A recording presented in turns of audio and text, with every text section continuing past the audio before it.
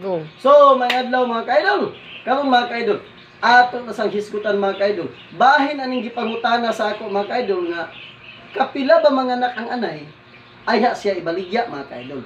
So, apan sa dili ta pa nato bagon mga ka-idol. So, shout out day ko sa akong bag-o nga followers si Sir Agong Patani. Sir, dili man ta magkasinabot sir through our language, but we can simply understand our language is through translation. So, naano may translation karon sir, magkasinabot lang gyapon ta. Karon, akong tubagon ang pangutana nga kapila ba day mga anak ang anay ayha siya ibaligya. Kita nga mga backyard aggressive mga ka-idol, wala gitay limit mga ka-idol. Adlita mga ka-idol, ikumpara sa taga pigiri mga ka-idol. Ang kanang mga pigiri mga ka-idol, naana sila limit mga ka-idol, mga 4 to 6 nga anakan, pwede na nila ibaligya mga ka-idol. Pero kita nga mga backyard aggressive mga ka-idol, wala gitay limit mga ka-idol o kapila na to siya, kapila na siya mga anak. As long as mga ka-idol, nga kaya pa niya nga muatiman siyang mga anak, kaya pa niya muutong siyang mga anak, maayo pa siyang ation mga ka-idol, wala gitay problema anak mga ka-idol.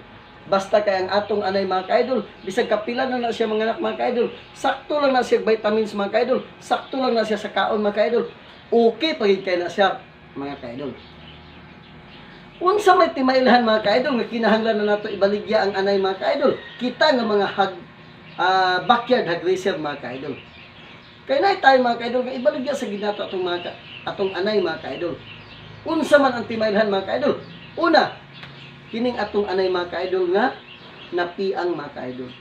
Kung pananglitan imong anay napiang mga ka-idol, dili na gid kay na niya handle ang iyang anak mga ka-idol. Nga naman, tungod sa iyang tutoy mga ka-idol, nga dili na niya kayo mainat mga ka-idol.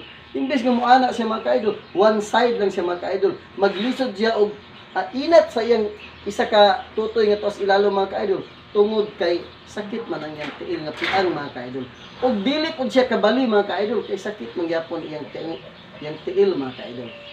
So, ikaduha mga ka-idol, kining mabantayan ng mga ka-idol nga katunay mga anay din ana makabantay man tingali mo nga ang inyong anak o inyong anay kung muutong karang mga anak bitaw siya mga ka-idol unya muutong siya makagawas ang isa ka bata mga ka-idol yang isa ka anak matulog din siya mga ka-idol.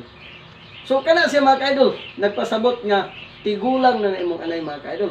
Kung batan-on pa imong anay mga ka-idol unya imong anak iyang mentalidad mga ka-idol nga dili siya mo mata kung dili di mo pukaon, kaya na yung mga inaanak nga anay mga ka-idol, kaya ako nag-experience ako sa una mga ka-idol, niya ako na po siyang gibaligya mga ka-idol.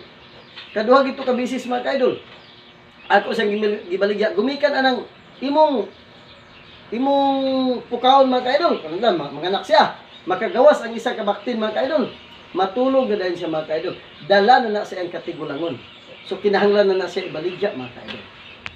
So, kinahanglan dyan yung mga ka-idol nga ang atong anay, kung mga anak mangganing siya mga ka-idol, ato gina siyang injikan o pitoksal mga ka-idol. Kanunay na kung gina-emphasize mga ka-idol, sa ako mga pas ng mga video mga ka-idol, ako mga pas ng mga content mga ka-idol, nga mga anak nga atong mga anay, atong anay mga ka-idol, once nga makagawas ang isa ka bata mga ka-idol, ato na din na siyang injikan o oxytocin pitoksal mga ka-idol. Aron nga dali ra niya nga mapagawas ang mga baktin mga ka-idol. Kaya kung malangay-langay mga ka-idol, mo na hinungdan, kadaghan patay sa atong mga baktin mga ka-idol. Kung sayang kayo ang atong pagbahog mga ka-idol, kaya sa ako gibalik-balik sa makadaghang higayon, nga ang usa kapag baboy mga ka-idol, investment na siya mga ka-idol. So, kinahanglan mo na to ang duha ka tips mga ka-idol, nga kinahanglan na nato ibaligya ang atong anay mga ka-idol. Og, balik ko na ako sa makausapa, labi na gikatong nangutana sa ako nga, ang kita nga mga backyard aggressive, wala tay limit.